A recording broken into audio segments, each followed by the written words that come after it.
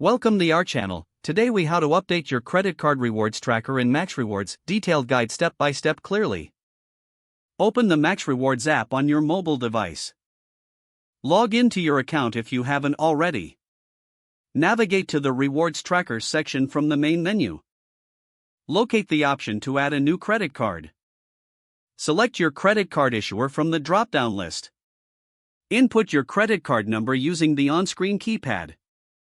Enter the expiration date and security code for your card. Tap the next button to proceed to the rewards details.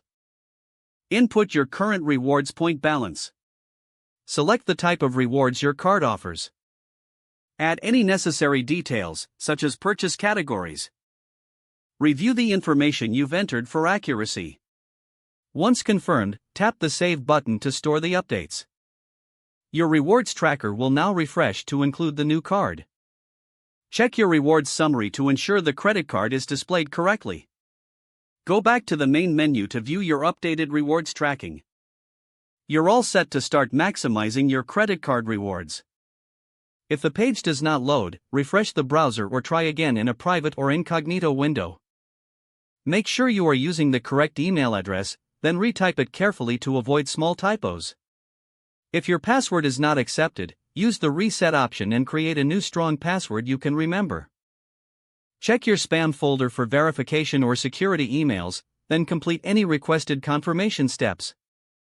Enable two-factor authentication if available to improve account security and reduce unauthorized access risk.